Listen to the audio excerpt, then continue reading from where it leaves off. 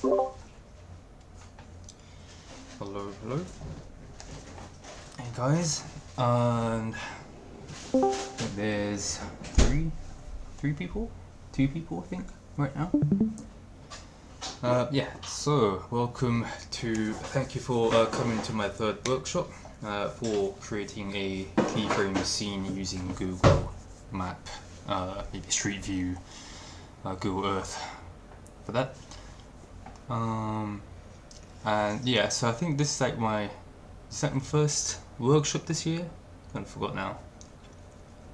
But yeah, anyway, thank you for coming. And yeah, so for this workshop, as again I'm saying, I'll be creating a keyframe concept art scene using Google Maps Street View for this. I'm not sure if I'll be able to like finish everything on time within like 2 hours, but I'll see like what I can do with it. And I hope you guys can also, join with me creating like a keyframe scene, anything you like. So let's start. So first things first, like the first, what you're seeing right now is what I was like creating for my previous workshop, just like what that I finished 10 minutes ago in Japanese. But obviously this isn't finished. Like I didn't have like enough time to put some lightings and stuff like that. But it will be something like this that you see. So I'm just gonna put these into like a different folder for now. Oops. Yeah, this one too. So I'm just gonna put this one here. Japanese workshop, just to make it more clear. Yeah, and yeah, so for the images that I was using, hang on.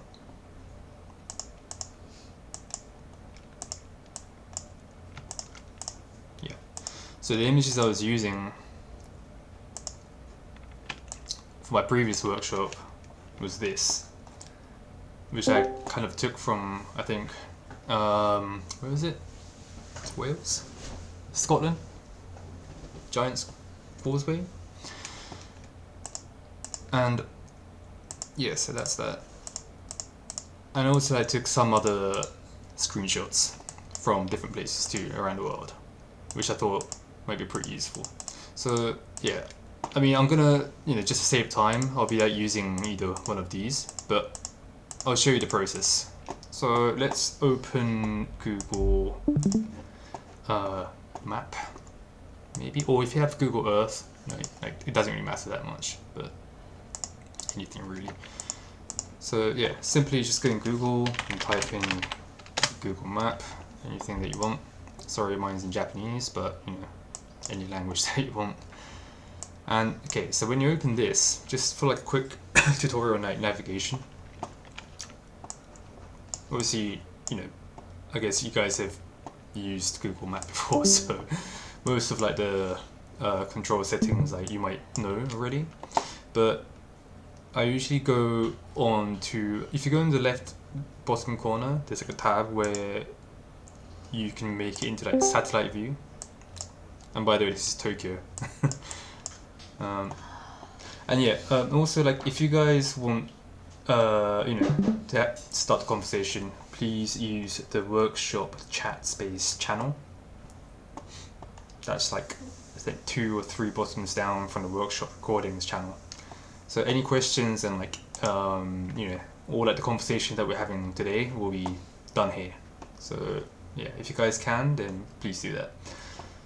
So yeah, so back onto the Google Map. If you have your mouse or your, if you have a laptop, if you left click, you move, you pan. And then if you go onto the right bottom corner here, there's a 3D option. And if you click on here, the whole map becomes 3D. If you have a scroll on your mouse button, you can scroll in and scroll out. Yeah, I know, like, for some of you guys, like, you already know this, so it might be pretty boring, but bear with me. And then if you hold on to control, the control key, and move your click and move and drag like this, you can rotate. So you can zoom in with the scroll button, and you can click on the control button to rotate like this. If you don't have a scroll button, you can always press the plus and the minus sign at the bottom right corner here too. Okay. So the next thing is, let's say I want to search for a location which I want to use for my scene. So let's say I'm gonna go for maybe I don't know, somewhere exotic or somewhere pretty new. Maybe Zimbabwe, for example. So let's search that. Zimbabwe, there you go. And sometimes like this panel pops up, so you don't want that because it's kind of annoying. So just click on the part that I think in your language it should say like close or hide. There you go. Okay, so I'm now in Zimbabwe right now. This is in 3D view. Okay. And so when you want to find like a street view image, we use this. So I use this thing, this yellow guy here at the bottom right corner. So if you click on it, the rows that are highlighted in blue are the parts where you can use your street view action. So if I was to drag this guy here, maybe, you know, at this highlighted corner here, highlighted road here, sorry, it immediately changes into street view like this. The weather's not nice here. Okay.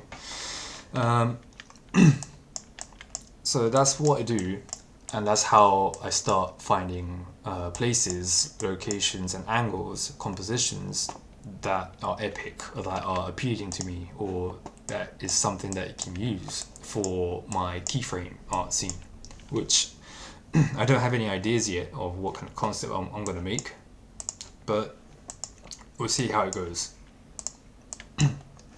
Okay, so maybe I want to find like some kind of mountain terrain kind of landscape, or maybe some kind of place which has like a lake or something. And it doesn't have to be like, you know, here all the time. Like if you think you can't find anything good, then you can just, you know, feel free to skip on to a different location.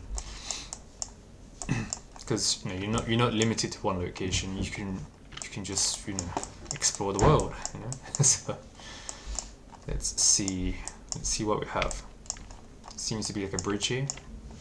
Might be quite interesting. Let's see what we have. Maybe not.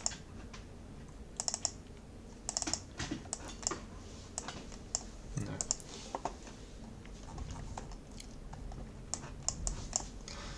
And the other thing is, what I do is, I try and avoid these kind of road places where, you know, you have cars and you have civilization going. So you want to try and find a place where it's highlighted in blue, but it's like kind of secluded somewhere in the wild or like in the nature. If you want to get like beautiful, you know, angles and composition and images. So I might like branch further and find somewhere else. Maybe here. Maybe this place called like Masvingo. The other advice I can say is, like, if you press the control button in here and then you kind of put it in this kind of angle, you'll see like the terrain and like the height, like where the mountains are, and this should kind of like give you a better kind of image of like what the location is going to be like when you put it into like street view. So yeah, obviously I'm pressing this but nothing comes up, which means that I think Google hasn't reached this part yet, so I can't go into Street View for this. So I might have to find someone else. Maybe here. Yeah, maybe this place. Seems like a river to me, so I just want to check out what it's like. Yeah, it's a river. So I'm not going to use that. What else do we have here? Ooh, interesting. So that's like a nice kind of easily understandable location by like a glimpse. So maybe I could explore more further and go somewhere here. Nice. I like the colors. Interesting. Okay. So let's say that I like this angle. And what I do is, I mean, like, just feel free to use any application or what you have. But for my case, I use this free app called Snipping Tool. And then I just go into like new, click on new. And then all you do is grab it, drag it, and voila, there you go. You've got a screenshot. And once you've got that, I just save it, put it like somewhere in a folder that you want. So I already have a folder which I created for my last workshop. I'm just gonna type it, put it as full like this. And you can do this as much as you like. So you can do this until you can continually search and find more locations and angles until you're satisfied. But I'm not going to do this just to save time, because obviously I've took some angles already from my previous workshop. So yeah, so that's it. So that's what I do on Google Map or Google Earth. So that's how I get an image location. So let's move on to Photoshop. So there you go. So these are like some of the images that I took from my previous workshop that I didn't use. This one and this one. For my previous workshop, I used this one. Yeah. And then that turned into this. So hopefully I'm gonna, try and create like a scene with this process, and I'll see what I get from it. So before we move in and jump into actually creating my scene, or your scene, and yeah, if you guys have any questions, just feel free to write it down in the workshop chat space channel. So yeah, you can do that. I'm gonna drag this one here too. There you go. Yep. And then I'm just going to compare and see which one looks good to work on. Or if not, like, I have number 4, I have number 1, and I have number 2. And like, yeah, I don't know, if you guys, like, do you have anything that you want me to like use out of these 3? So I've got number 2, number 1, and number 4. I mean, if not, then I'll just like go maybe, I don't know, maybe number 1, number 2.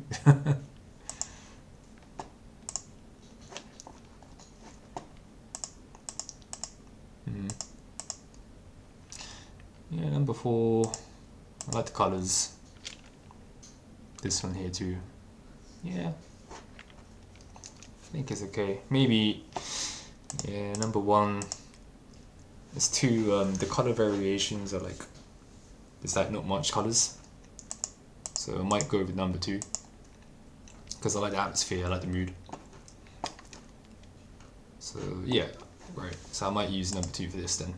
Okay, so I'm going to move this into a different folder, or I'm going to create a new folder for this. I'm just going to call it English Workshop, just to make it more understandable. all clear. And then I'm just gonna put this as screenshot, so I, don't make a mistake and open this. Right. So there you go. So I have this as my base, and what I do first is I clean it up. Before I clean it up, I just make a backup copy by pressing Ctrl J to copy the layer. And then these are like, I'm just gonna make it, I'm just gonna rasterize these layers to make it editable.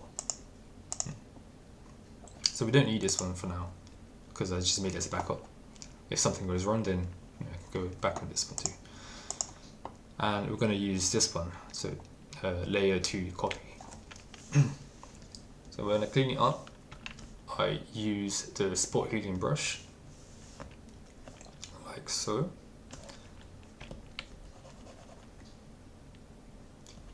And then I just magically make things disappear. Ooh, yeah, like a musician. I'm like a wizard, yeah. Sorry, it's been cheesy. There you go. Oops, didn't work. Maybe not. Okay, so what else do I have? Yeah, these stuff here. You need to like take it off. These like watermarks in here. Just be careful. Yeah, I don't think there's like any other watermarks that I can see. Maybe. I mean, if there is, then just, yeah, please tell me. So, yeah, I don't think there is. So, okay, so sort of cleaned up for now. And I'm just gonna go with the flow and see what I'm gonna create with it. So, yeah. Again, I might be kind of silent since I might be concentrating, so yeah, if you have any questions, again, just feel free to tell me in the channel, the workshop chat space. Okay, so let's see what I can create with this. I could either go sci-fi, or I could either go fantasy. So I need to think what to do.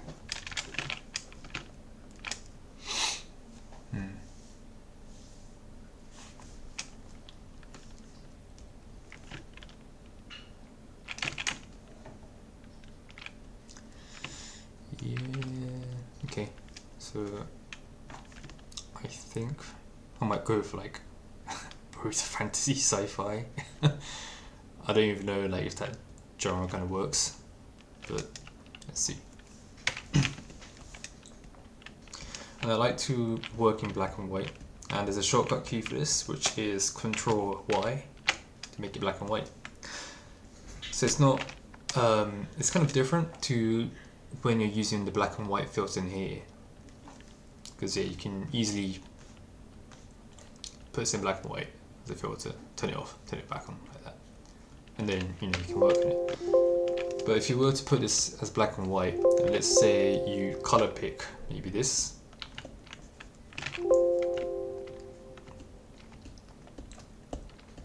oops, he only selects the black and white colors that I had it on my filter like this. I just saw this one here, which I need to like delete. But in which case, if you hold Control and Y and then turn it into this kind of black and white version, like, sorry, like I don't know what the exact meaning is, but yeah, I've been told to do like this way, which is much more easier and seamless. And if I was to get color pick, maybe this color here, can you see like immediately you can see that I'm like picking an actual color that's from here. And if I was to paint this, like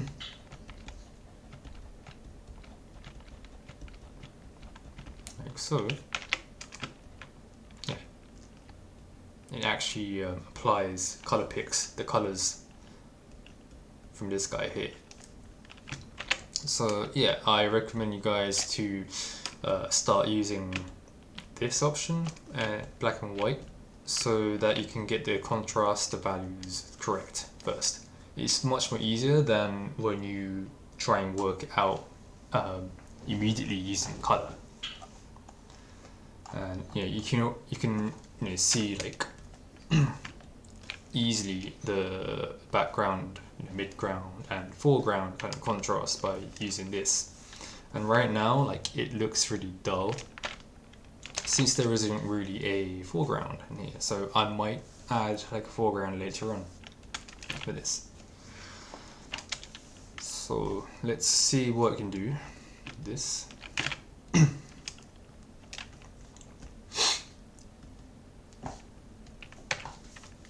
So I might paint over and see what kind of thing I can create from this.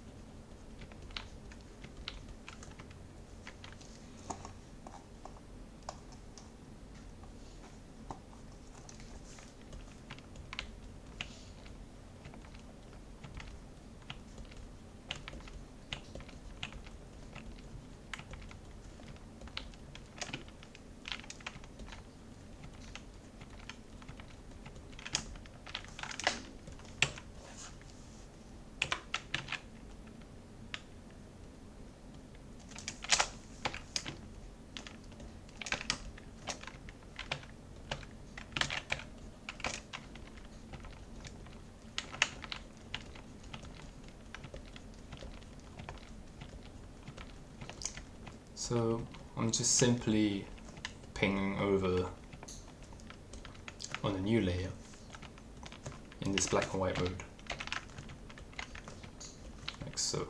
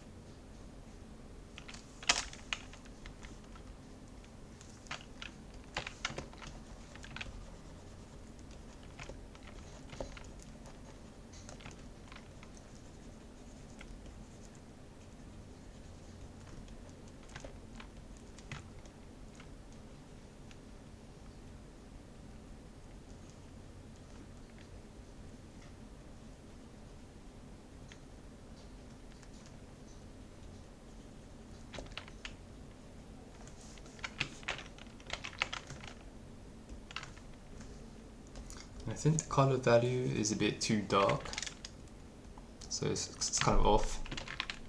So I'm just gonna fade it down a bit.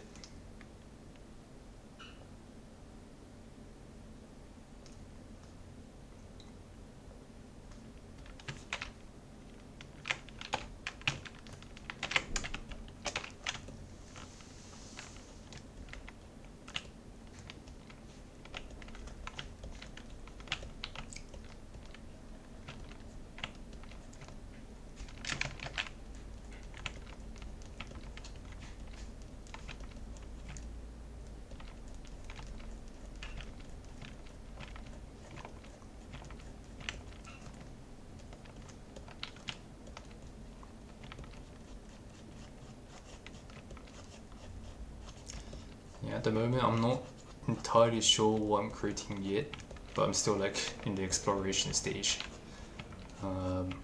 Still trying to like find out what I'm trying to create for this.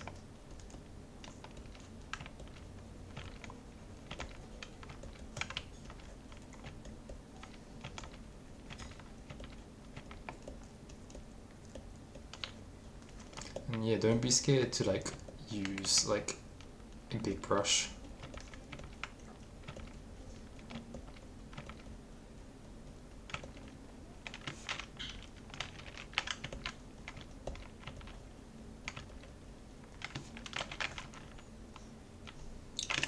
all fun and games.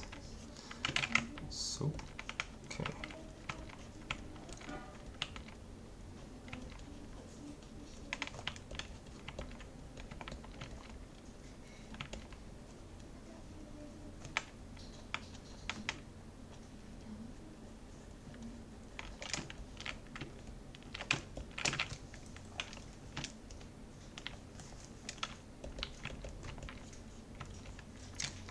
So it could be some kind of like alien kind of structure, or like some kind of alien being in on Earth, like just landed on Earth and like trying to like spawn some kind of alien beings, alien family, because they're like Earth, maybe.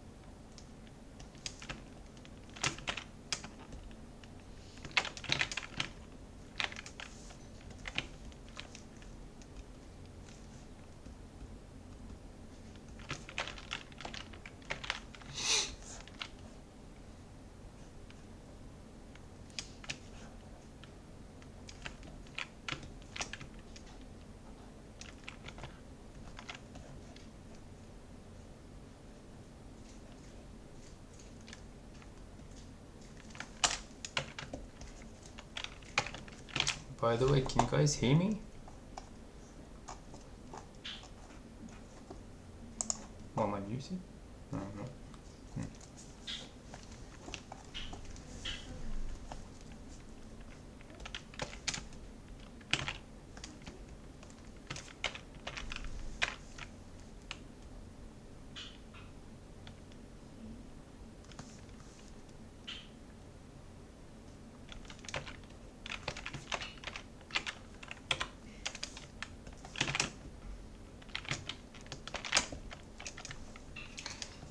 So I have an interesting idea, or yeah, it might be some kind of simple idea, but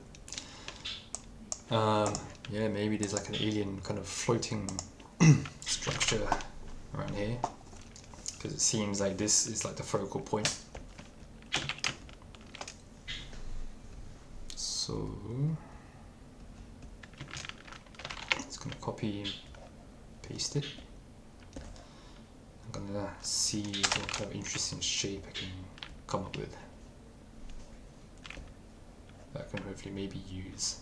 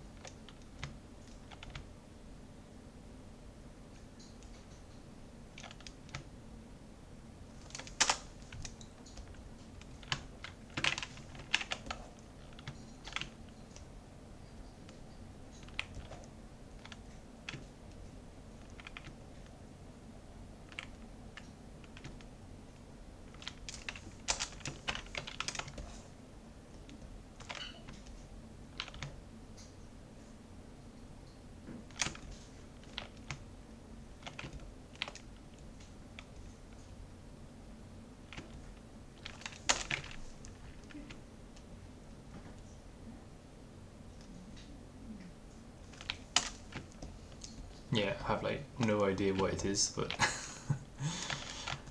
see how it goes. This.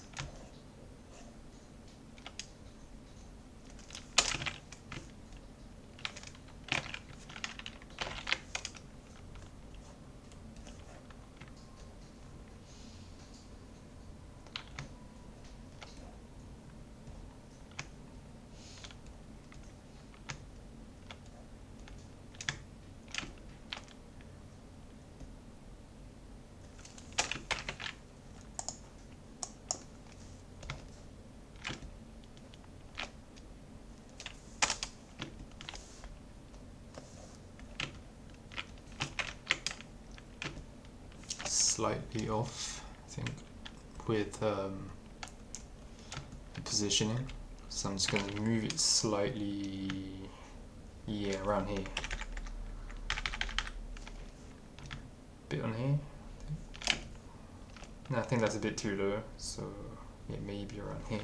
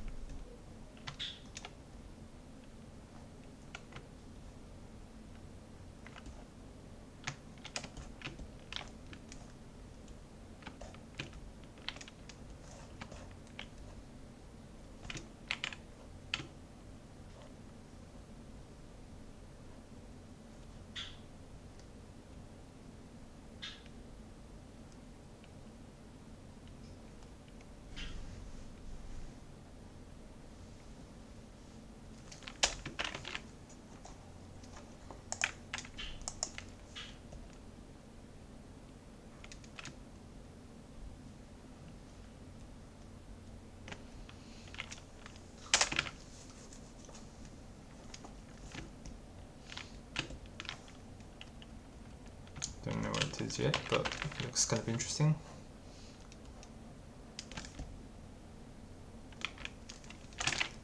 Might make it a bit more organic shape-wise. So I'm using the warp tool for this.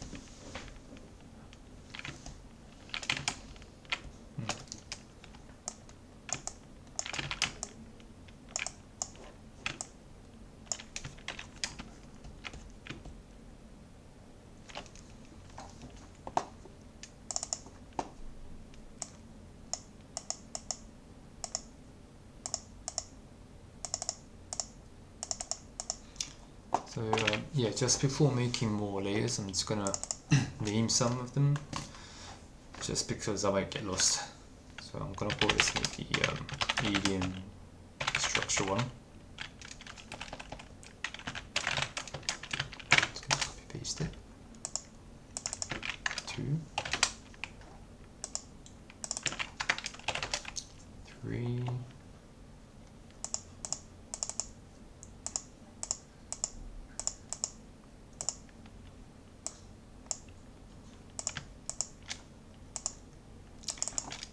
Alien, alien mother, maybe. And I'm gonna group this as maybe alien structures.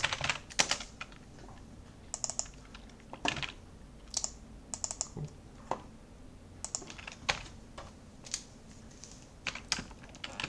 Just gonna paint some parts in.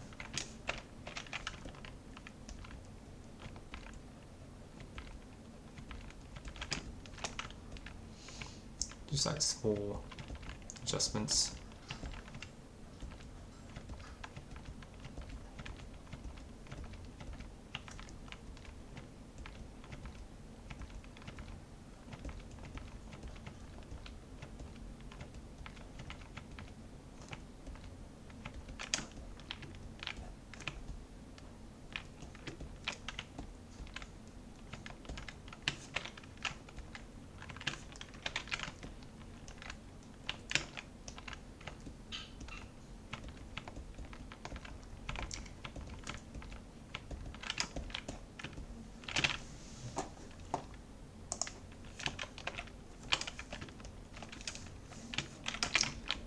think on the left side there's like something missing, so I might copy paste and then place it somewhere here.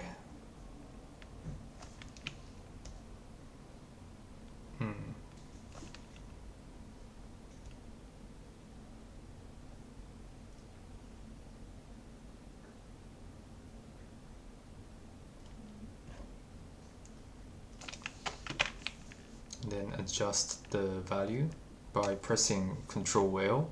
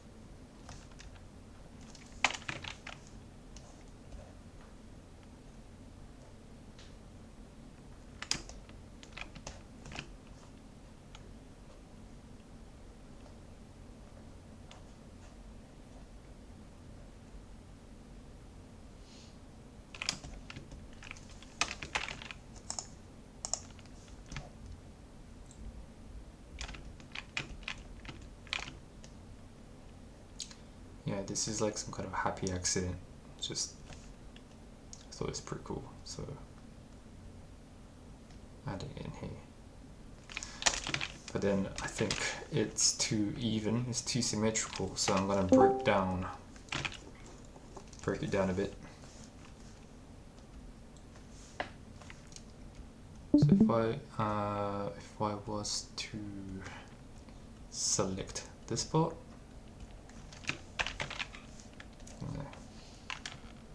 keep it more bigger.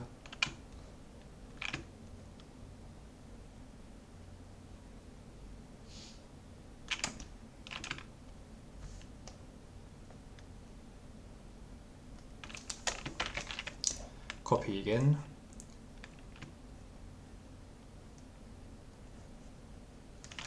Paste, and then I might warp it a bit.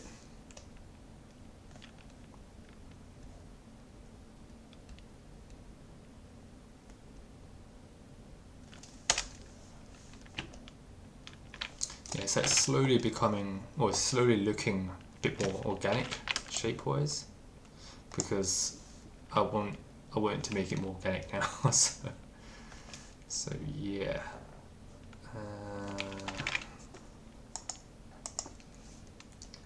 Yeah, because if you have everything too symmetrical, it just it doesn't look interesting. Yeah. I mean, it depends on the design, but most of the time, in my case, in my experience, it doesn't look nice. Well, it looks nice, but it kind of looks a bit boring. So you want to kind of make it look abstract, asymmetrical. That's the word. Okay, so I might move, just tweak it a bit more.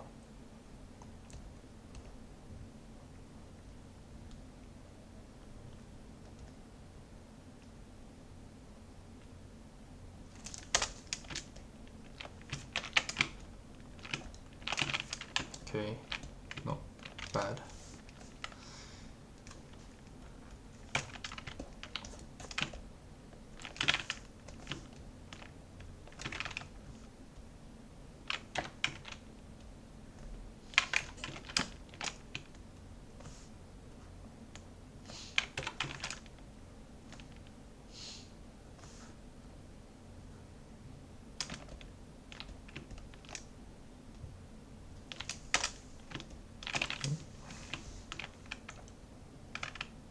So maybe these things are like floating in the air, and like, you know, maybe they're like armors.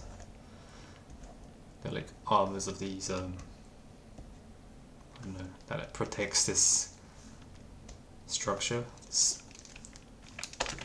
this boss dude, or, you know,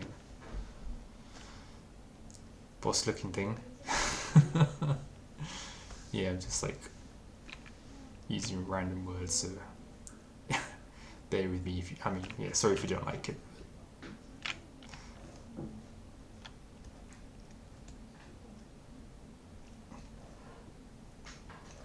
I'm just trying to make it more fun.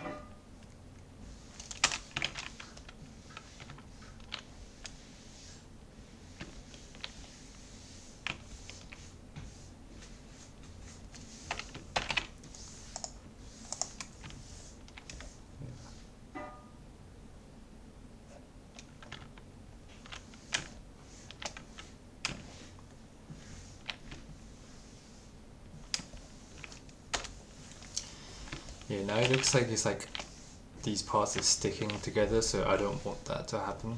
So I might just slightly move it a bit outwards.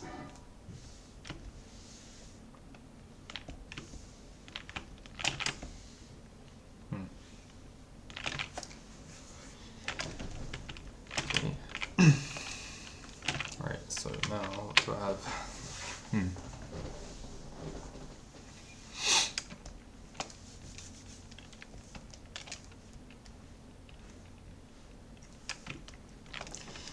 So yeah, I might want to add like a foreground now, since I thought it's kind of about time. It looks a bit boring. So I'm gonna go back on the internet, not on a Google map, but I'm just gonna use good old Google. Sorry, not Street View, Google. And then I'm gonna try and find something, find like a character that would suit the scene here. And when you do try and look for a character, yeah, try and match the same angle as much as you can, because that way it looks more natural. Sorry. So, yeah, let's say, what should we look for? Okay, so maybe a, don't know.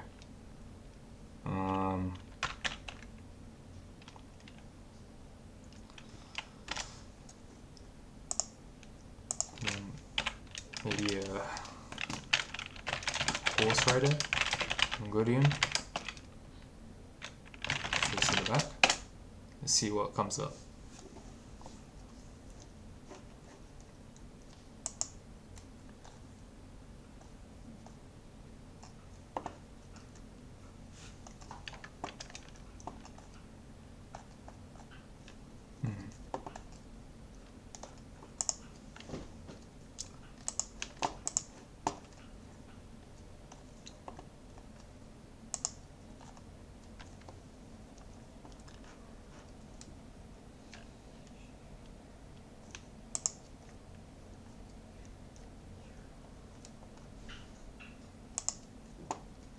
So what I'm like looking for right now is like a back view of maybe a dude like riding a horse, or it could be like a soldier or like a guy, girl, anything really. But for now, I'm like looking for.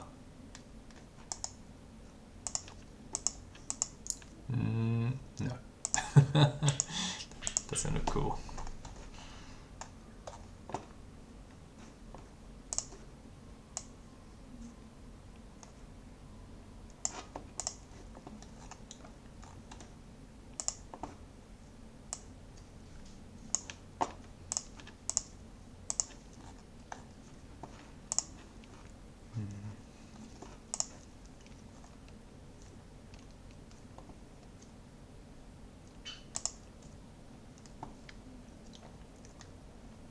Do quite like this guy, so I might have this, although it might not be like the angle, like the exact angle that I want. But still, like, I'll still save it, well, I'll still have it, like, on my deck.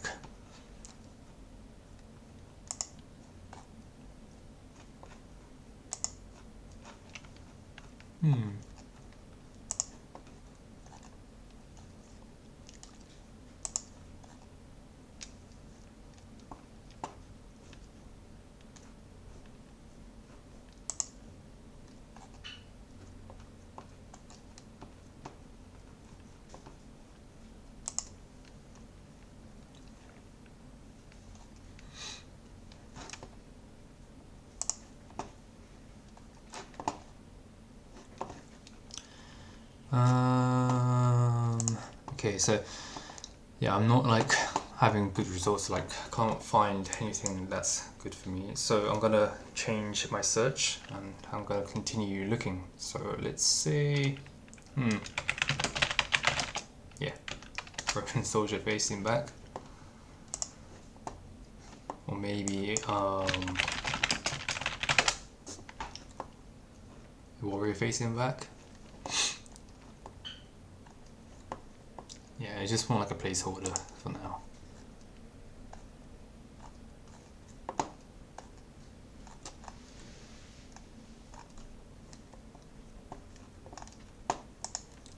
So if I like it, I open it up in a new tab, and then I just have it as it is there for now.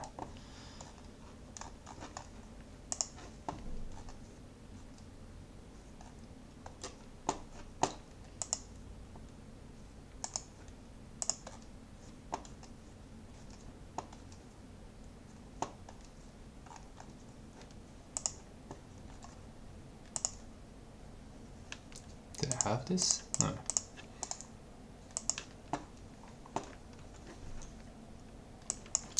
Then I might go and find something else. So maybe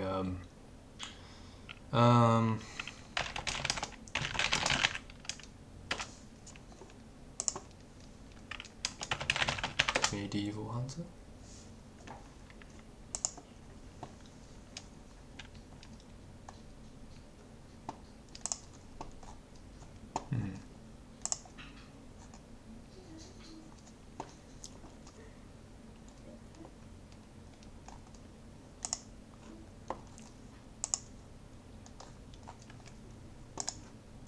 Quite interesting. I like this dude. This one looks pretty cool.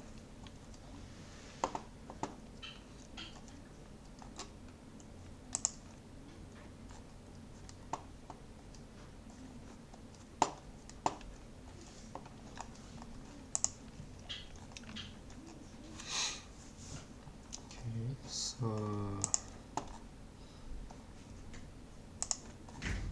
let's see what else there is for this.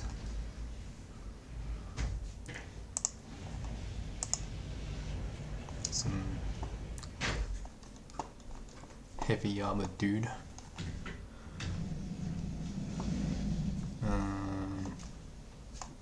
Okay. Let's look somewhere for this. Yeah, maybe there could be like an archer. So yeah, it could be like say like a medieval scene, and then you know, these medieval people, they like suddenly like encounter like an alien structure. Could be interesting.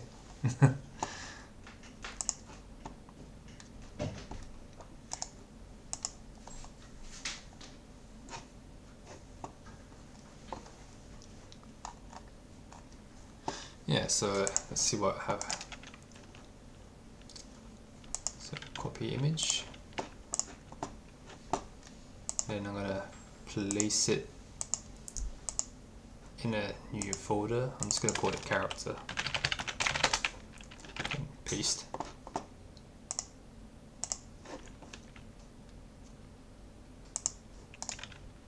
Copy. Paste.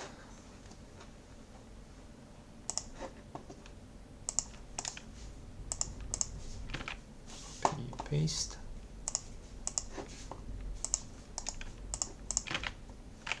Oops, paste it, the same thing.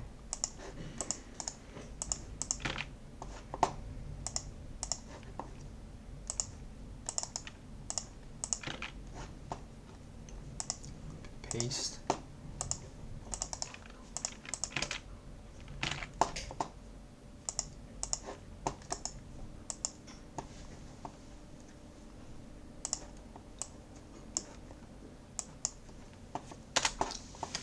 Paste. And then last one here. And paste. Just like that. Okay. So now let's line up what we have, what I pasted in my scene. just gonna make it a bit more smaller. This go to this one. Okay, so we have these. And then to make it more easier and viewable, I am going to I'm going to be quite lazy, but I'm just going to select the parts, just delete it using the magic wand tool, or maybe the quick selection tool, but I'm just going to use the magic wand for this. It's much more easier.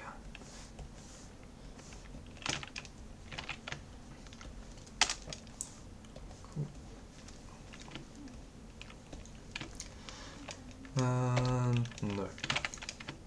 So in this case, yeah, because she has some kind of clothing part that's reflected as void, so I'll basically use a masking tool for this. So, whoops, sorry. So if you press Alt and then hit on the masking tool, you hide that part. You haven't deleted it, but you basically hid it. And then all you have to do is paint it back in, the parts that you need. So it's pretty quick and easy. And then once you're happy, you can just apply a layer mask and you have it there. I think for this dude, I can't exactly use the magic wand tool since there's like different colors and different elements going on. So I'm just gonna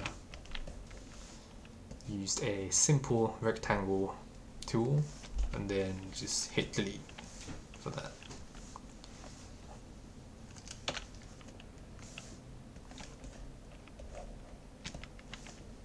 So same goes to this guy. I'm using the rectangular tool, selecting parts which I don't really need, and delete.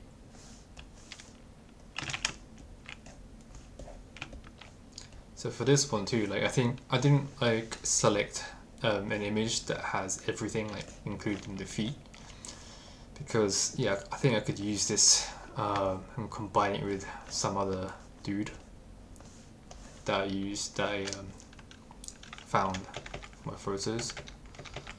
So, oops, I need to rasterize it and hit delete. Same goes in here. Oops, missing some parts here. Okay.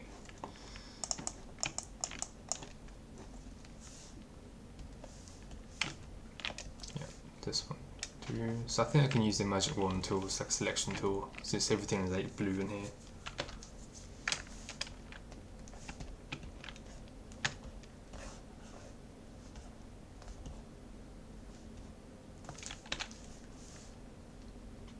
Okay.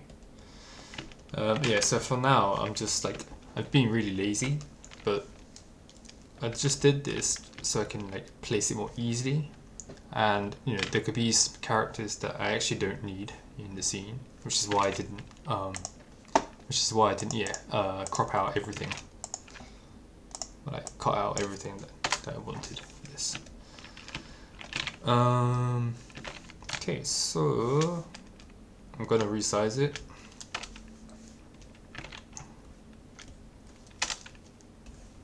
I'm just gonna line it up.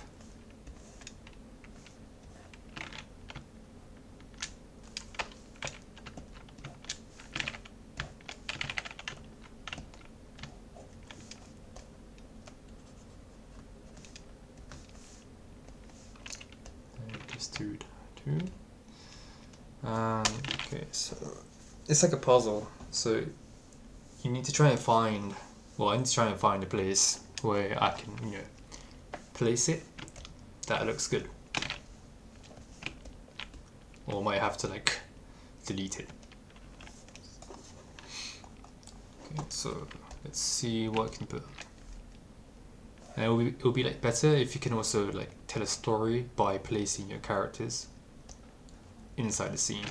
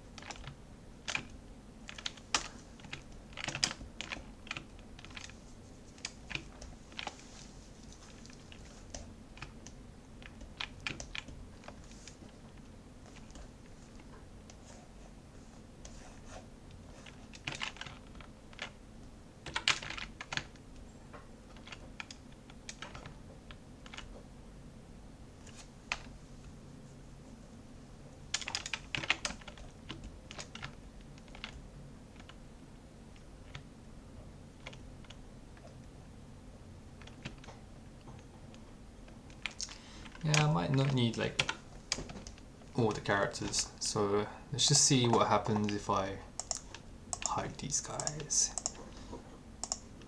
Okay. I'm just gonna bring back the opacity for this guy. Yeah. Just gonna.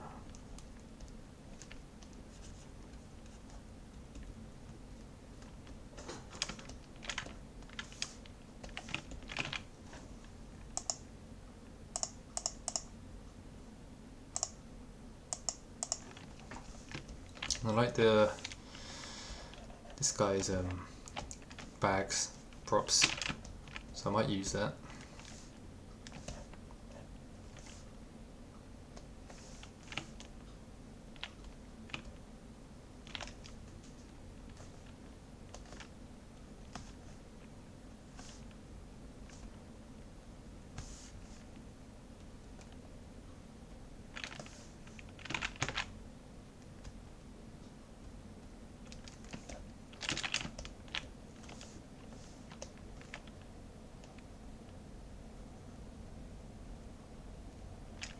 Oops.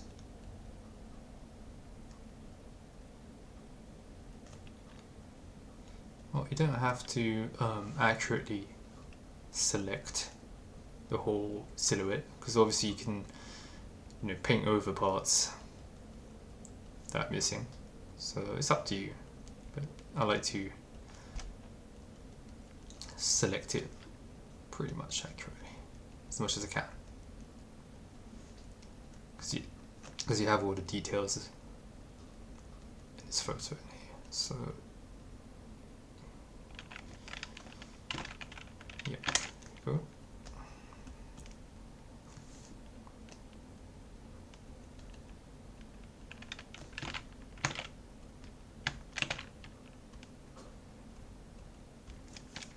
I might use the hat.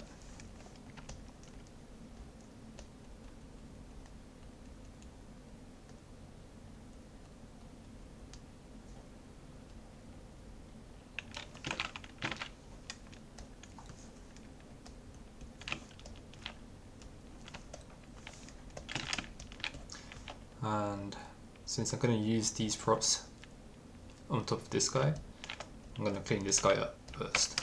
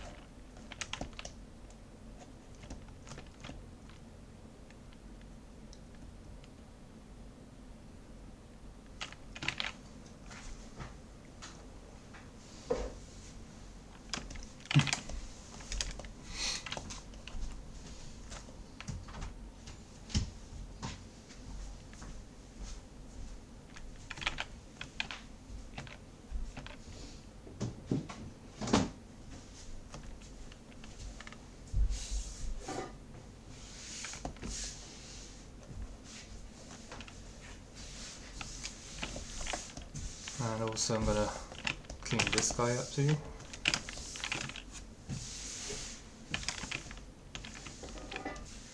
But only partly because I am going to use the channel, this option,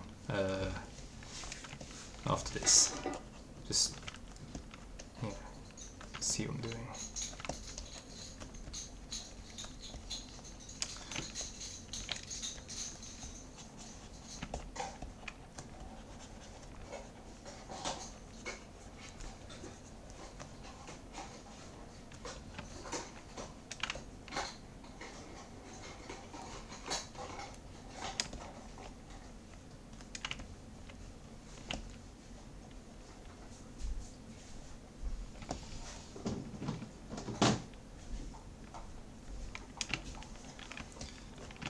So once I've roughly painted out parts that I don't need, I'm gonna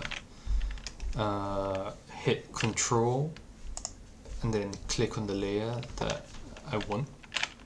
Hit Control and C to copy. Go to Channels, and then click on the New Layer option, and then hit Control Shift and V to copy it and paste it in place, like so. And after you've done that, go on to Control L to open up levels. So it's like a shortcut key to open up levels. And then your aim is to separate out the background and the dude, silhouette. So I need to make the background white, and then this dude more darker and black as much as I can.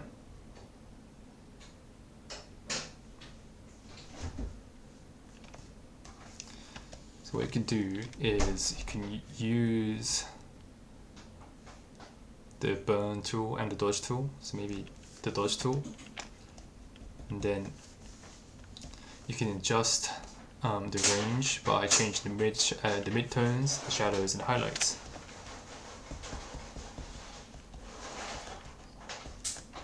So I'm just gonna quickly do this.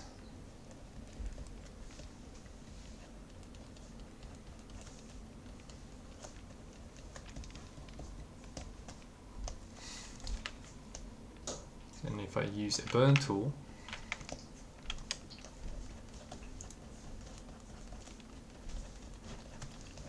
I can make the dark parts more black.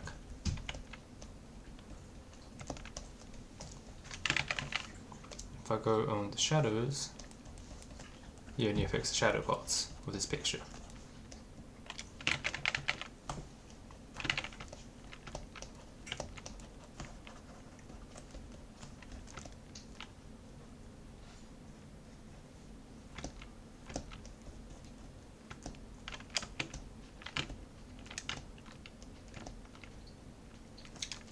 You can always go back into using levels and adjust it.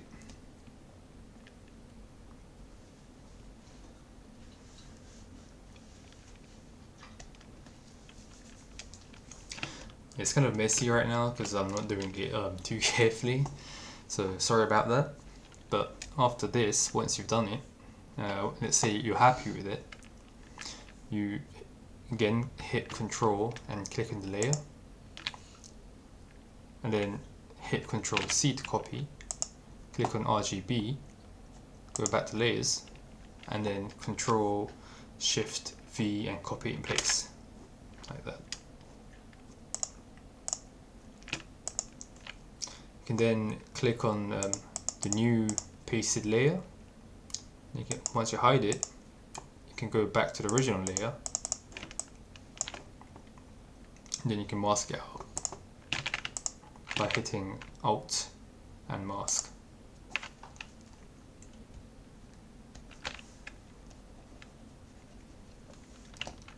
So this is like another way of, cutting out images that you want.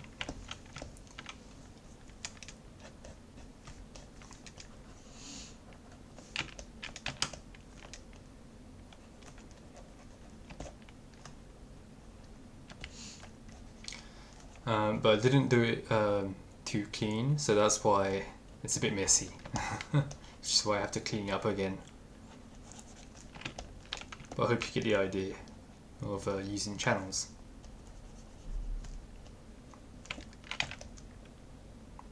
And since I'm using the mask tool, like I can easily go back and in, you know, go back and forth, hide it, unhide it, hide it, unhide it, really easily. And it's a very undestructive process, since you're not deleting like anything, because everything's the layer itself, like it hasn't been affected. But I'm only using the mask tool to just hide the parts that are selected. So it's not deleted. So it hasn't deleted anything at all. Which is why it's really useful to use this masking tool.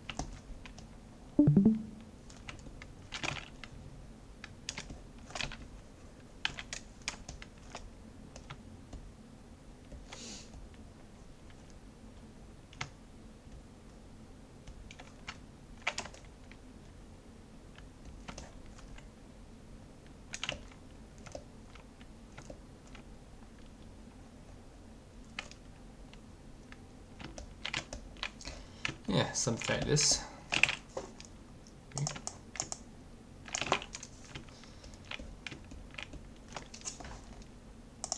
And once I like it, I can hit right click and then apply layer mask. So now I'm gonna customize this dude here by adding these kind of nomad kind of vibe props. Okay, that's a bit too big, so I'm just gonna, yeah, put it around here.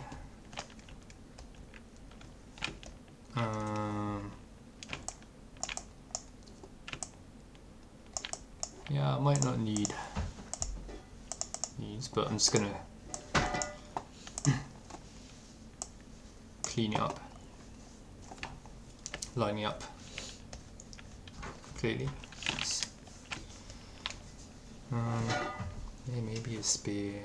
It's like holding a spear, like maybe here. No, that's not good.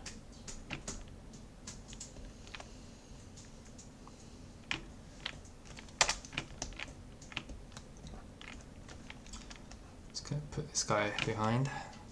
So.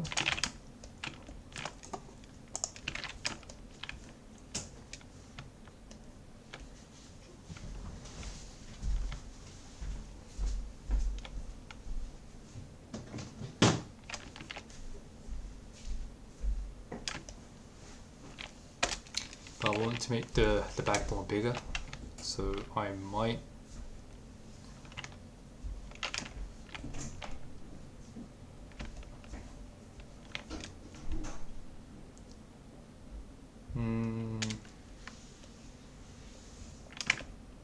yeah, adjust it just a bit, and then use the warp tool.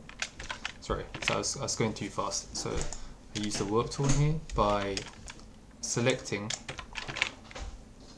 Control T and then right click and then click on the warp tool. Then if you drag it, you can kind of warp the image, distort it as much as you like.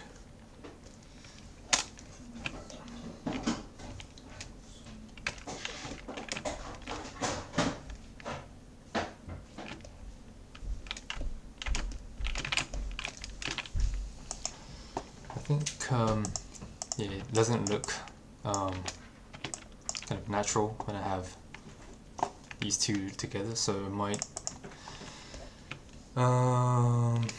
yeah, I might use his face actually for this.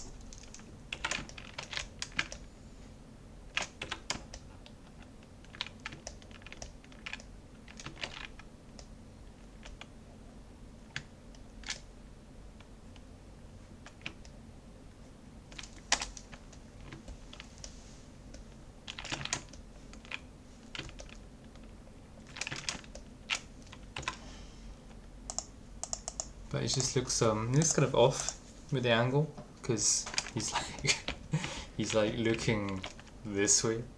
And like this dude's like looking like straight up to the alien structure. I'm like this guy's like, are you like blind? Is he blind or something? So I'm going to maybe hide this on here. I'm just gonna call it the face just to make it less confusing.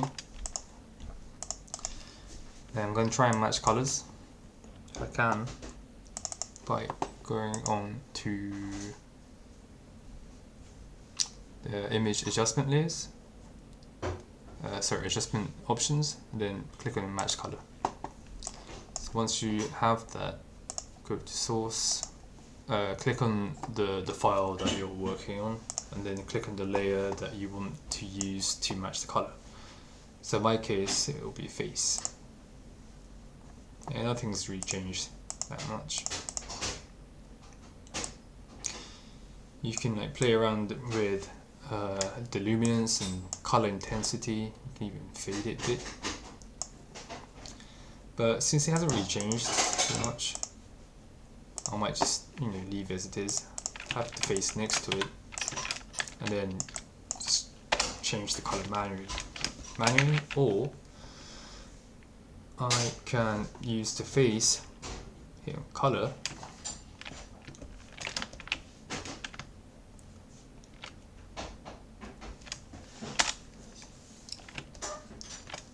then mask it,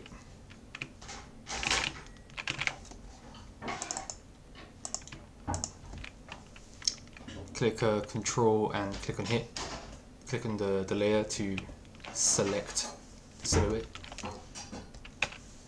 And then on the masked layer that I hid for the face part, just use maybe like a soft brush and then just kind of faintly, yeah, just like paint like a tad bit like that.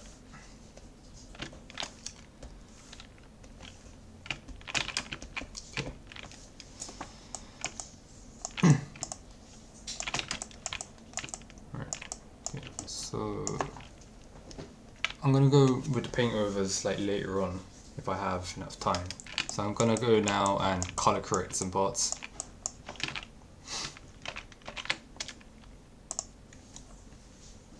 So the most easiest way you can do is go on to the color lookup selection. And these are like your defaults that you have already in your Photoshop. Like, I'm not sure with like other softwares that you're using, so I can't explain it for that, sorry. But if you're using this, you can select different options that will give you different color outlooks that you can use.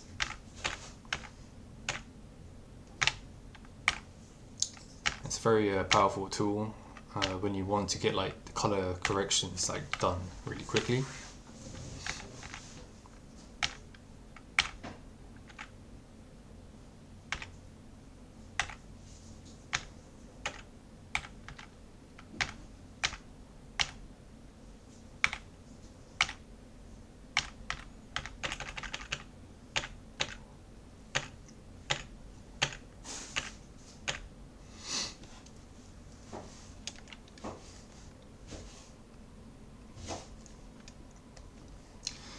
And if you don't like it, there is another option you can do. So you can maybe use photo filter.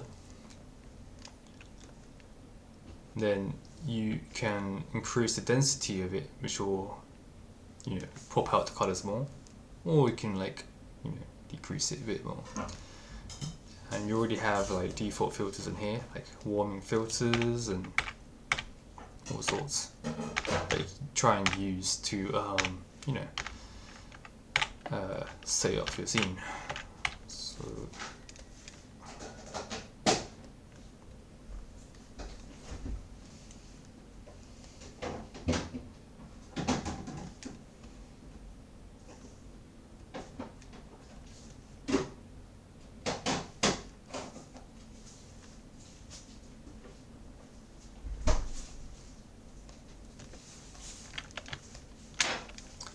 but in my case, I don't think I need these filters for now, so I'm just gonna hide it. I might need it later on, so I've just put it into, grouped it into a new folder, and then just, hid it for now. So now I'm just gonna quickly adjust the contrast. Since there's the foreground, the midground, and the background.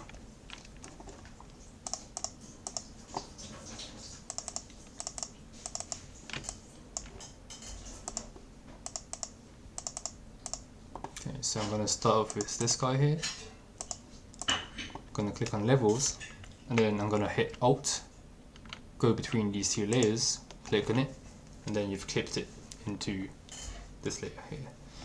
So it would only affect this layer, this dude, like so.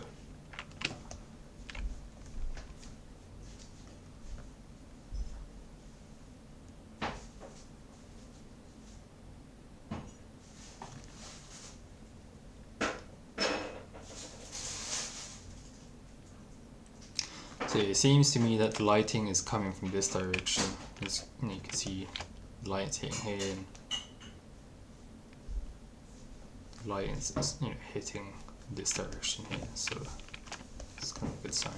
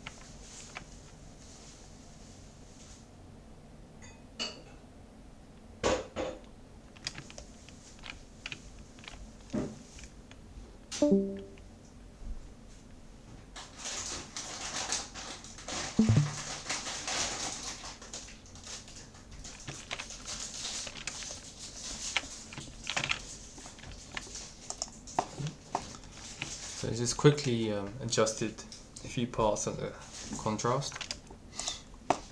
I'm going to do the same on the background.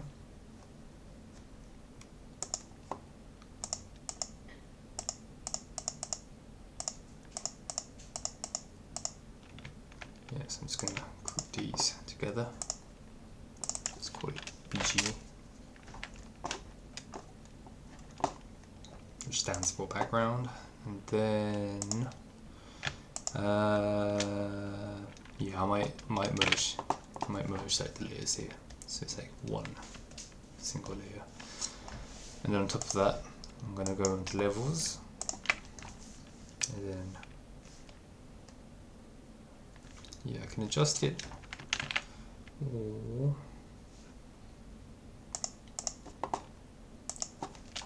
I might just manually use a brush, or maybe a gradient brush. Then select the black and white, so it looks like this.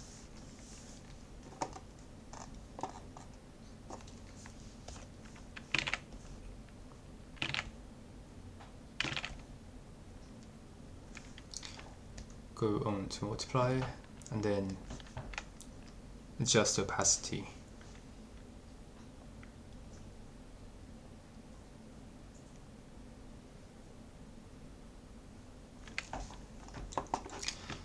Then once you've done that, yeah, you can see like this guy is kind of like, it's like popping out like too much.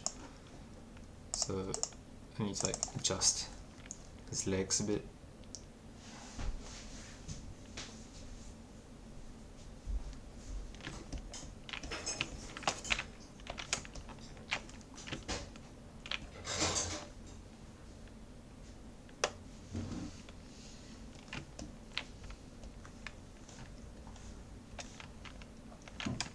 For the spear, so I need to adjust that too.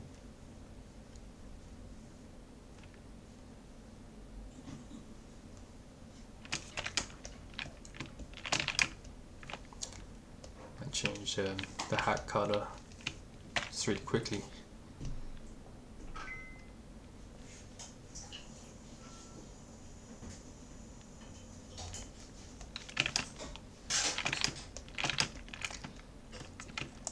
Okay.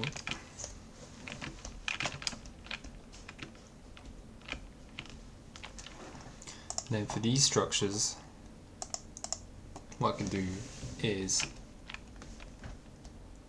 I'll go back to my background, my actual background here. And then I'm just gonna quickly like select like a chunk where I can see like some details. So maybe like this part. Copy it.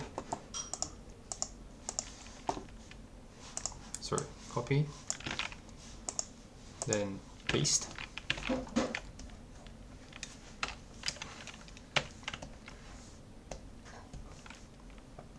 can just like delete some parts that I don't like need like really lightly.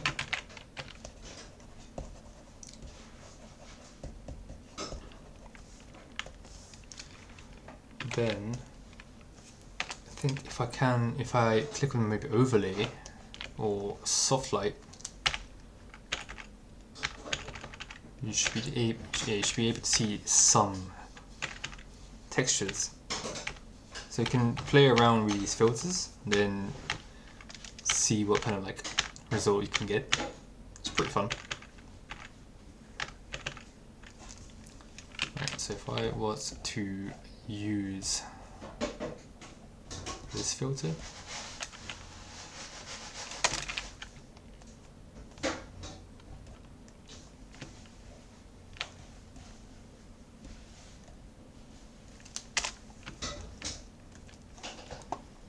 and then if I right click and go into blending options, I can then adjust these layers in here.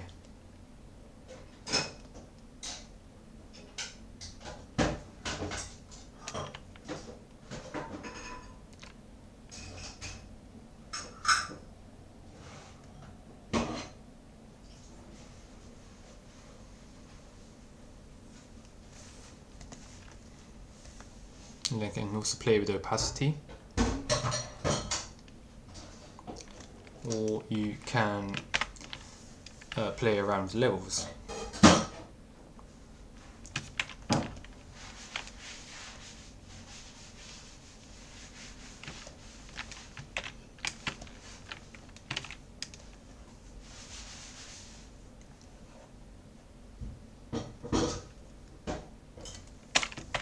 Even the colors can change to make it more interesting color wise.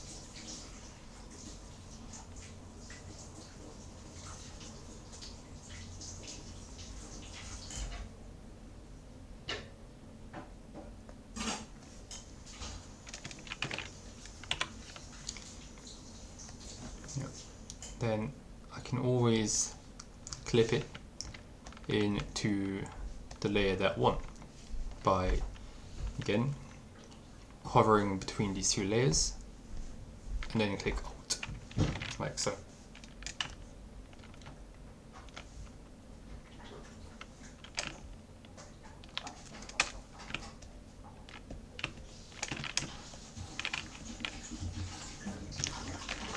And maybe I can like copy this layer and then use it for the rest of it too.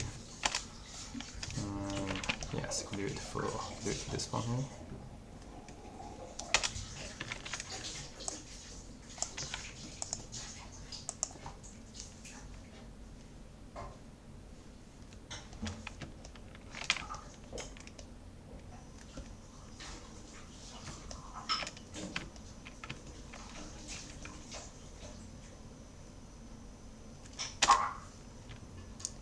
Clip it.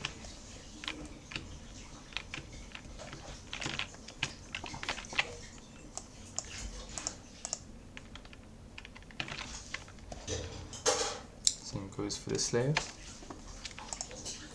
Just going to blend, change the blending settings a bit.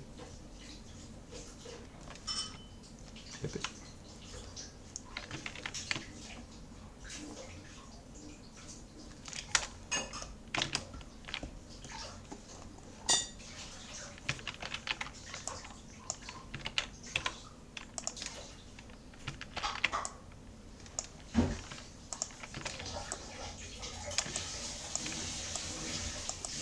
Then I can do it for this one here.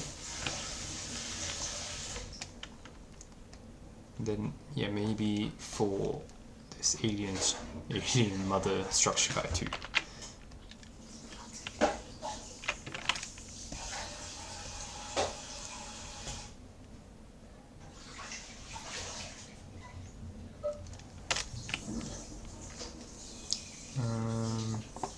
What happened to this one? Ah, there you go. Yeah. I'm gonna delete this one. Right. Okay, so yeah, still it looks kind of dull. So I need to add.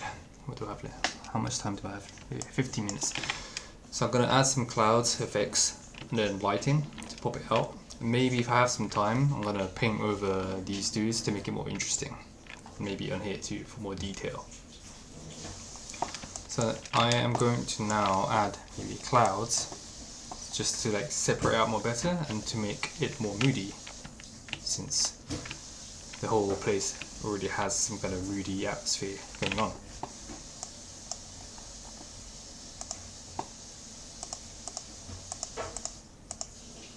Okay.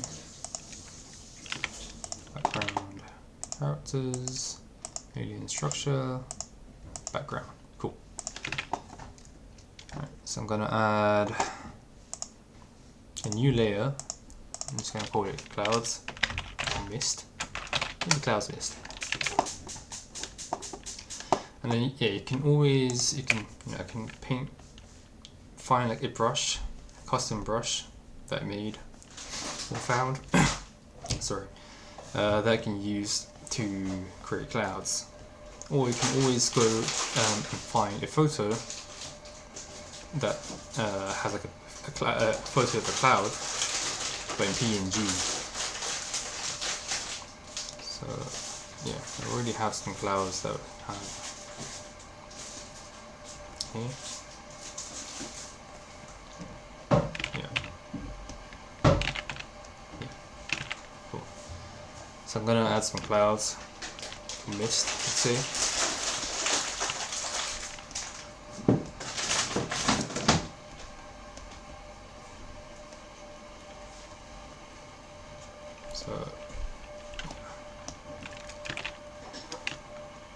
So once you made some clouds, I hit Control T and then I can distort the cloud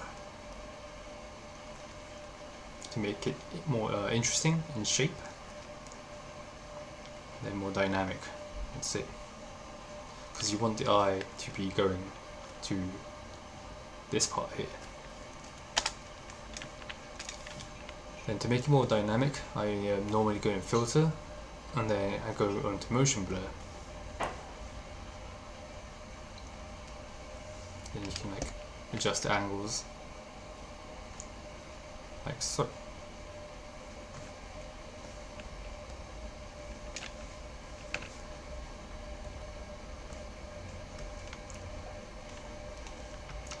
You can also create a new layer and then I normally what I do is go onto gradient tool, and then maybe pick a darker color, like so,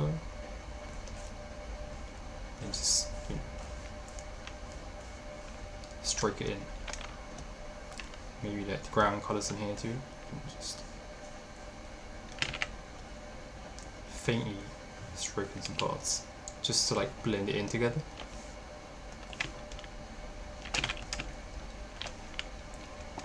Actually, you know what? I think I might delete this part of the road because it's really bugging me. Like, it looks too modern. So it looks too civilized, I would say. So I'm just gonna quickly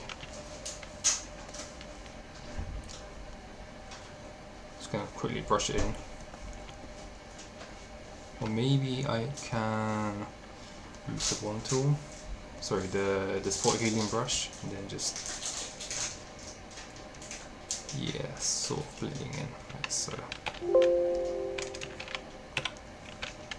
And then I can just blend the parts in together.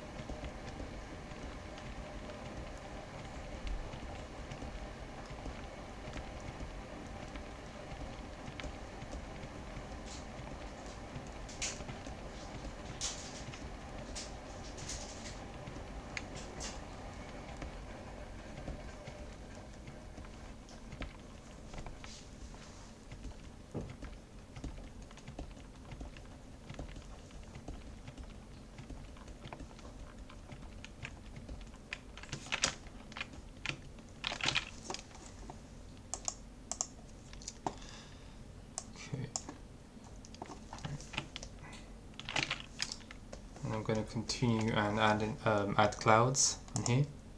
So on the midground part, or maybe the foreground, but let's just see how it goes.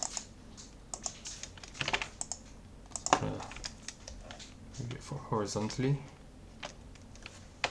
and then I'm just going to hide this one here.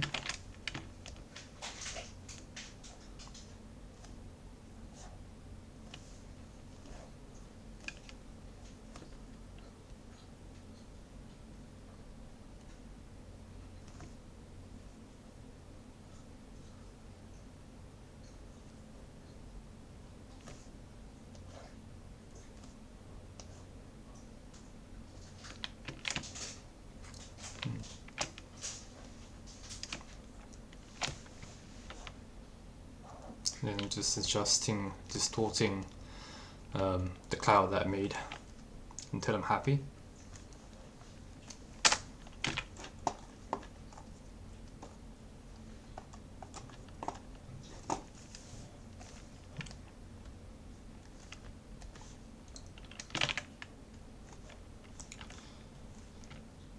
And then I'm going to create a new layer, and then grab the gradient tool, sorry, and I'm just going to blend it in.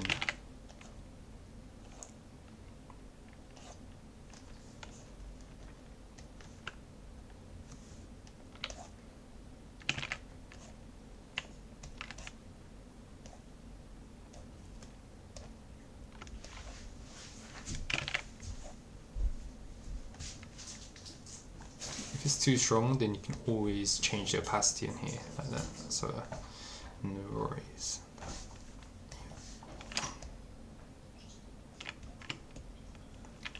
And if the cloud itself is too strong, then let's change the opacity.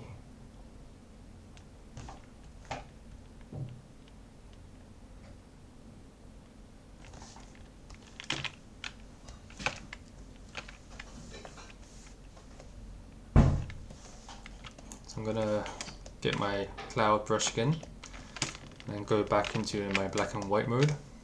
And I'm gonna add some clouds in here too, just to make it more atmospheric.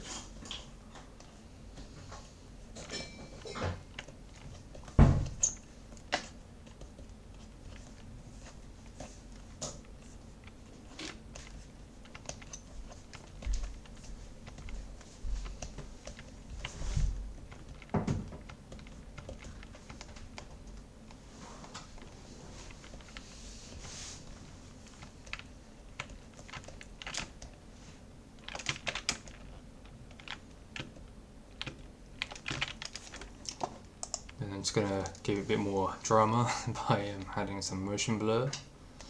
I'm just experimenting how it looks like. So let's see it with and without it.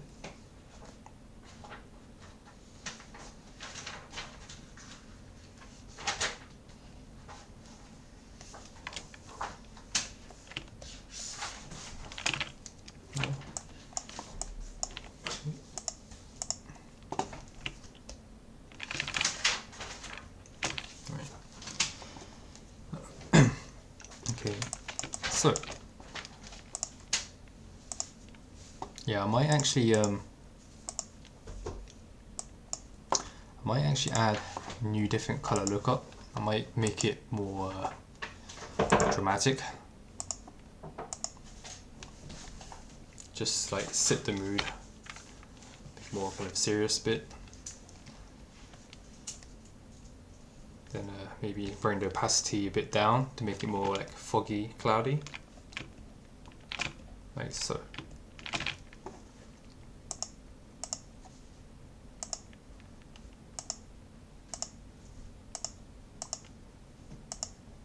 Yeah, these ones I don't need anymore, so it's done for that.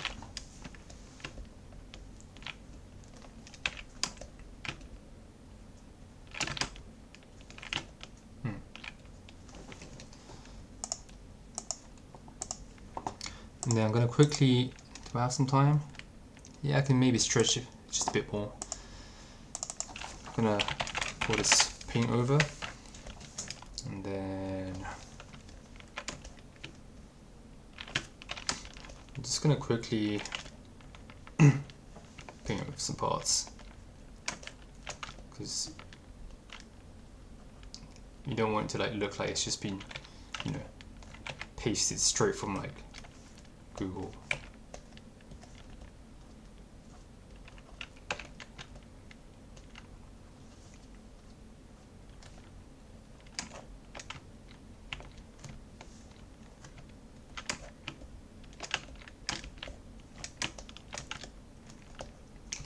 So yeah, maybe this guy has some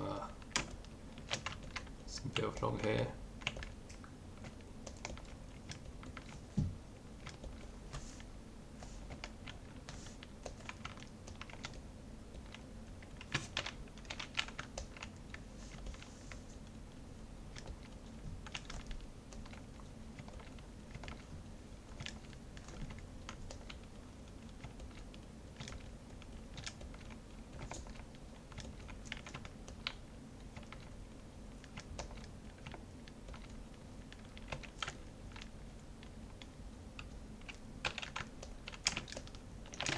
Maybe he has a beard of some sort.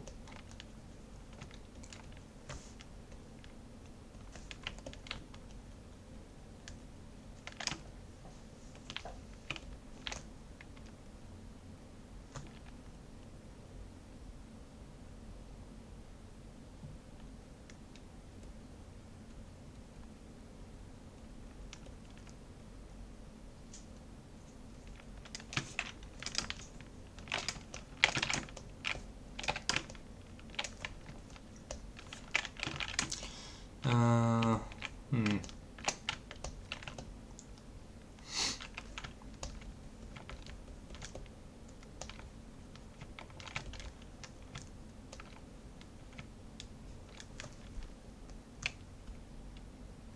Ah, that's why.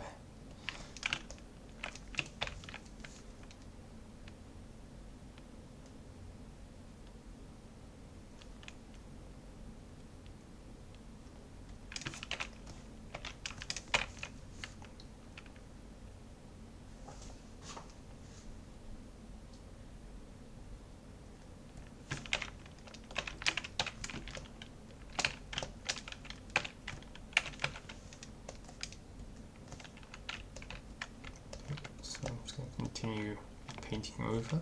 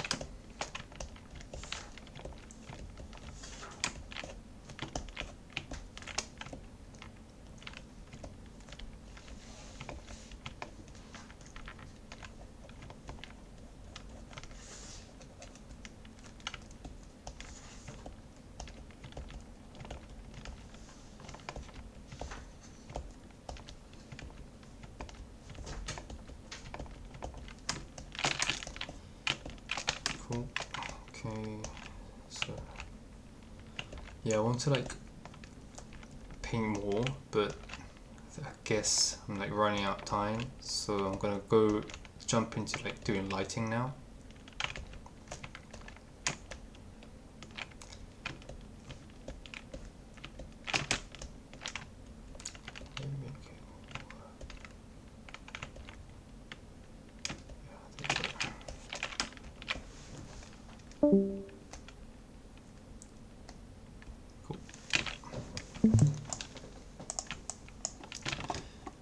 Okay, so I'm gonna create a new layer here again.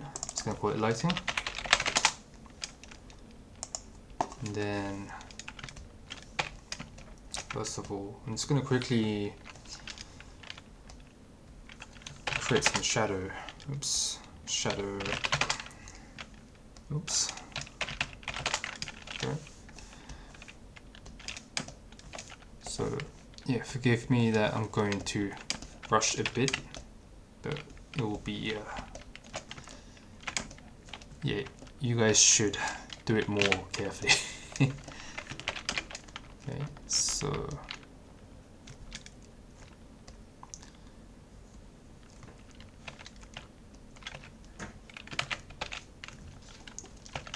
yeah, so first of all I want to like add some shadows on the characters. So what I do is I duplicate the group, characters group, hit Control E to merge the group together, Control U to open hue and saturation and put the lightness down. Well, you don't have to, but so I'm just going to call it like a silhouette. And then what you do is hit Control and click on the silhouette layer that I just made, and there you go, you have a layer. And then once you have the layer, you can just go and grab like a soft brush, and then just like really faintly put in the shadows where you think it should be.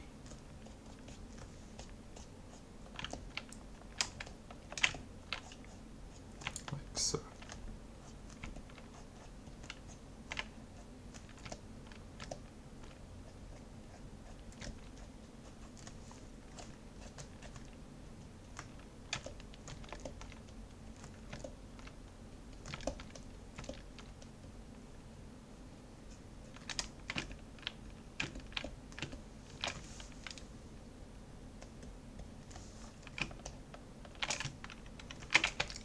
I'm just going to add some shadows just on the foreground too, just to make it more atmospheric, dramatic.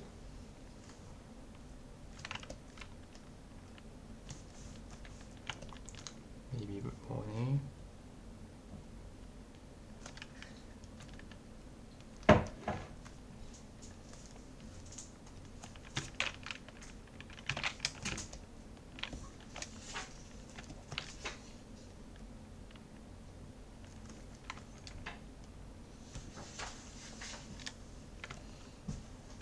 Parts in here, and like when you press with the brush, like press it really faintly.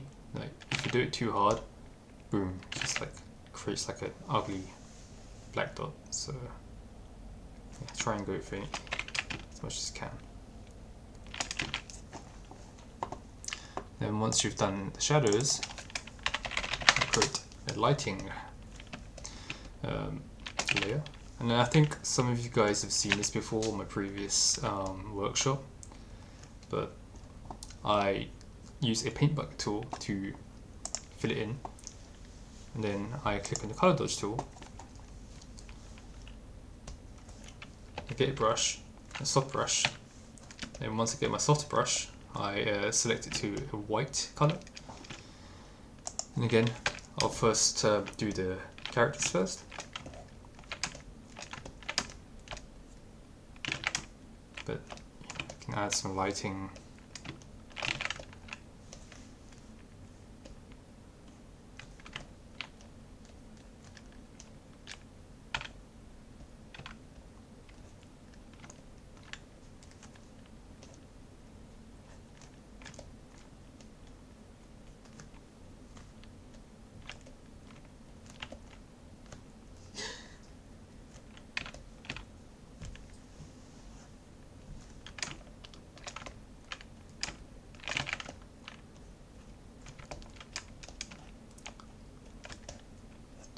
Just adding lighting.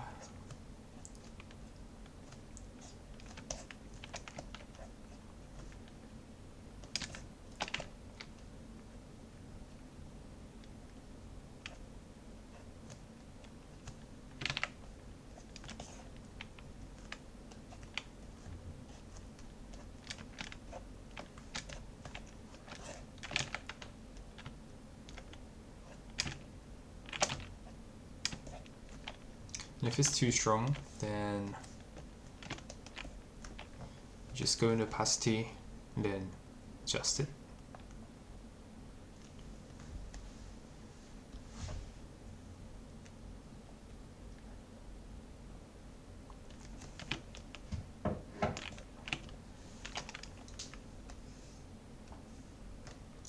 I think it's too strong, so I'm gonna make it a bit more faint. Make the opacity like around 40%. Then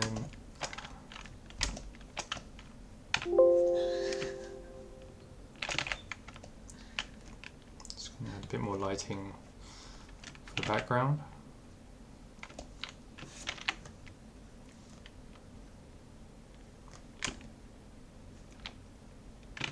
So I'm kind of like faking the light.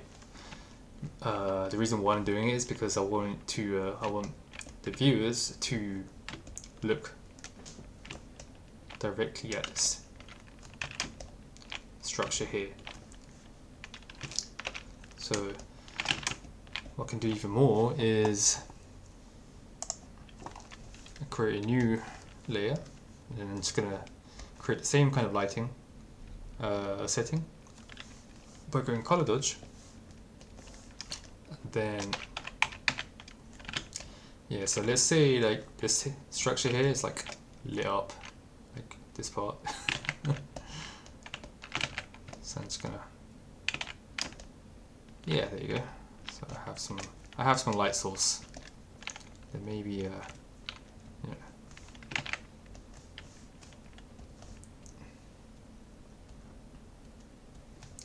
maybe it has some kind of like beam or something, like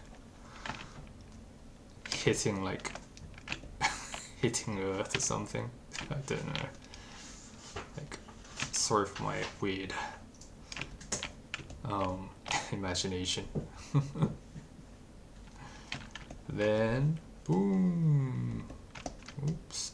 No, that's a bit too much. That's too much. And then yeah, I can create another new lighting layer. Color dodge. Then I'm gonna put the opacity like maybe around 60%. Let's see. Then just gonna brighten this part up. Oops.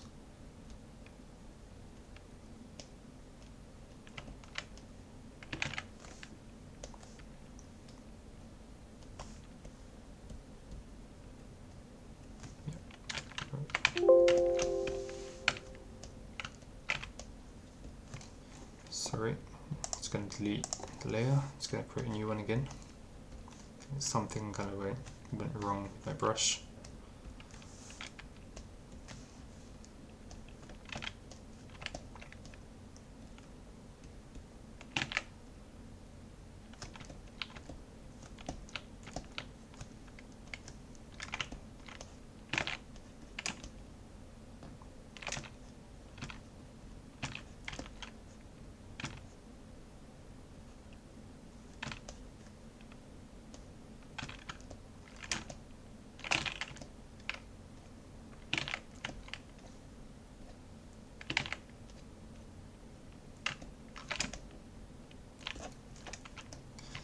Then yeah, if you have more time, or if you're doing something at the same time as me, to make it more realistic, you would have obviously some like lighting reflection going on.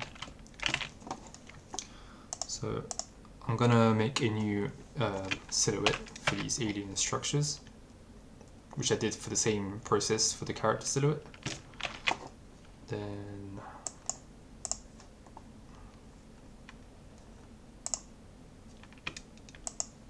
I'm going to select it. And then I'm just going to paint the parts that are reflected by this lighting source here.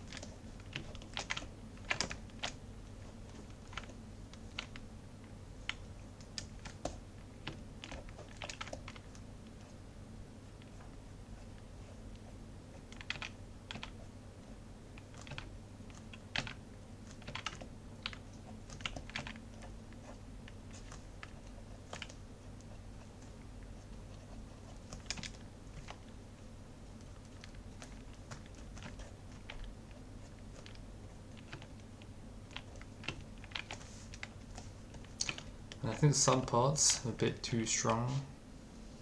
Yeah. Some parts. So, yeah. Just slightly adjust opacity again. Then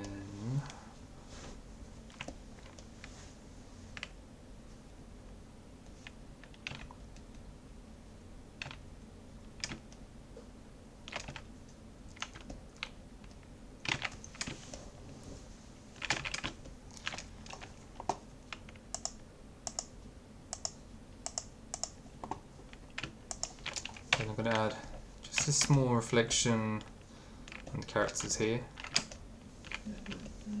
the parts facing towards the light, but you don't want to have it too much.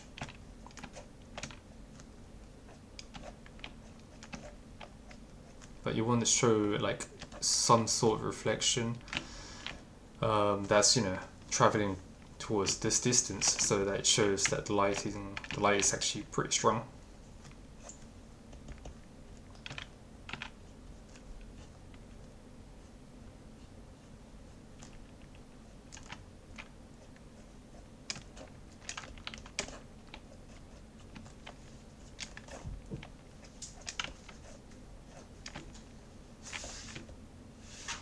Yeah, it's kind of unrealistic for this lighting, even the colors, but yeah, sorry.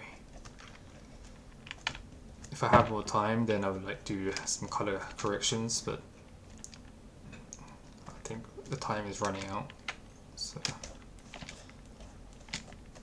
let's see how much I can do.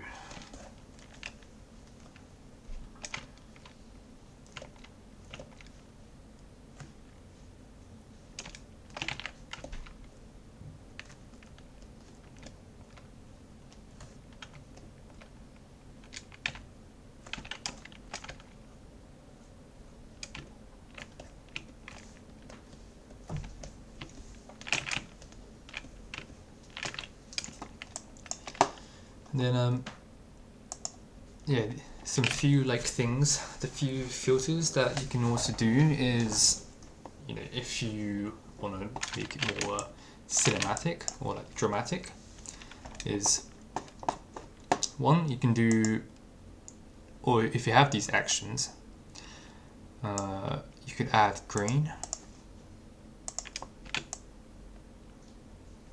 Oops. So it kind of gives this kind of like film, kind of like cinematic kind of film kind of feeling to it.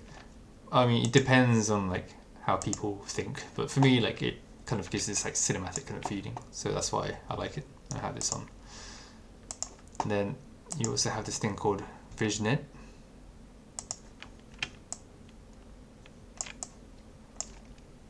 which adds, it's basically like, it adds like a black soft round brush around the corners of the canvas board.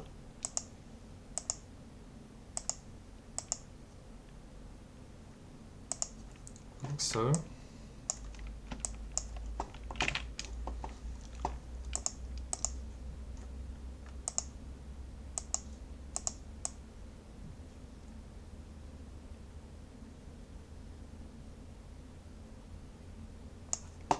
Okay.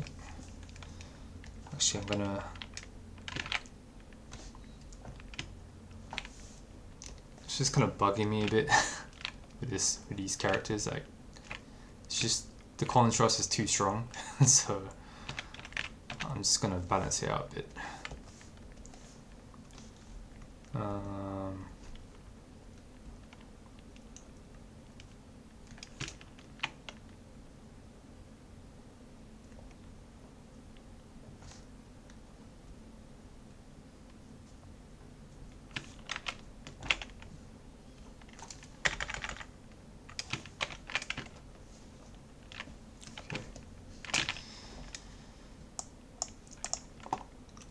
So yeah, there's a few tricks that I can do to give some dynamic kind of look, which is you press Control Alt Shift and E to merge all the layers together, and make it into like one single image. And then if you go into filters and go into blur, maybe radial blur, there's this small window that pops up where you can either spin or you can zoom in. And this is where the blur center is, or where you want everything to go towards. So unfortunately, I don't think you can like preview it and see like where it is. So you kind of have to like second guess where it is. So I think it's like, because I want everything to like kind of go towards here as a center point. So if I press OK, it instantly gives this radial blur effect. And then if I click on mask and hide everything, and while using soft brush, I can paint over maybe like the outside parts. Just see how it looks.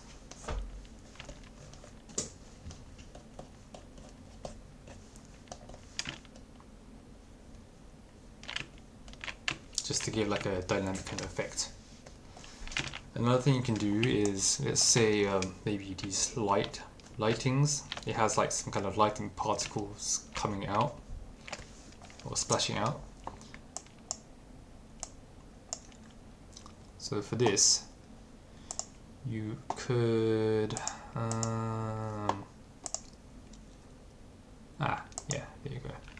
So sorry, yeah, so you could again create a new layer and then hit Control Alt Shift and E to merge everything together, and then go on to the distortion, the dissolve filter. And what this does is that if you lower down the opacity, okay, I don't know why it's not working for this.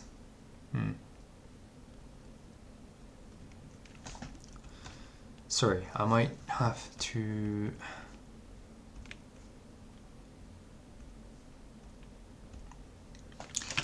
use this layer. I'm just going to copy this lighting layer here. Dissolve, does it work? Maybe not.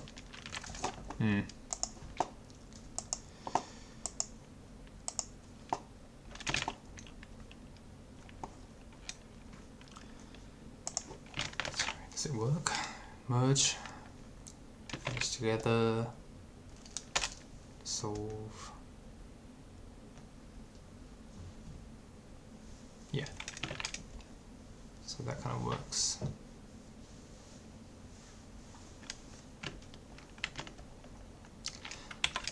Okay, so then have it back to place, then click on dissolve, lower down the opacity, and then since it's not really showing up for some reason, I'm going to expand just a bit, maybe quite a bit.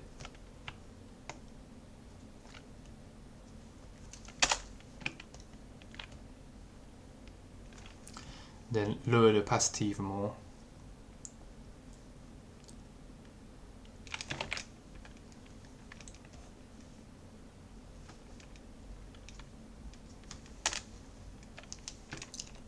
Okay.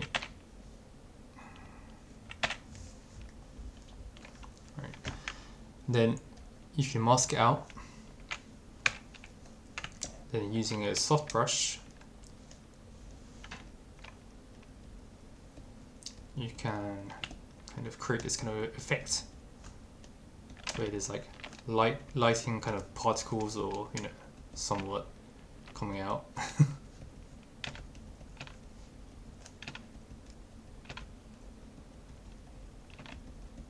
But you don't want to have it too much.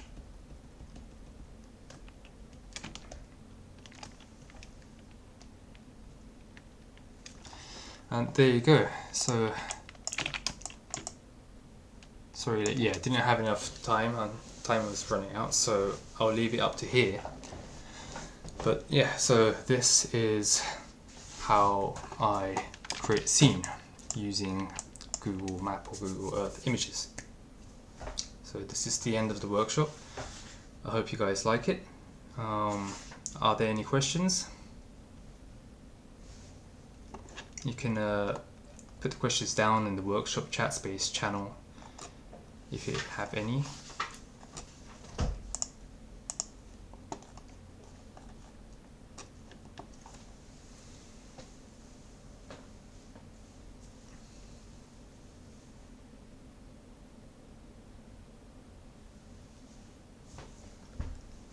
Seems like there are no questions, I guess. Okay, so yeah, so I've recorded this whole stream, so if there are anyone out there who've missed it, yeah, you can always see this repeatedly. So yeah, thank you guys for coming for this workshop, and I hope you guys enjoyed it. And if you have any work done watching this workshop, then yeah, you can feel free to post it onto the workshop chat space channel, and then I can always give you some feedback on it too. So yeah, thank you very much, and yeah, if you like it, if you enjoyed everything, yeah, hope you guys can follow me on like my social media channels, which will give me more motivation to create more workshops. So yeah, see you guys and have a nice day.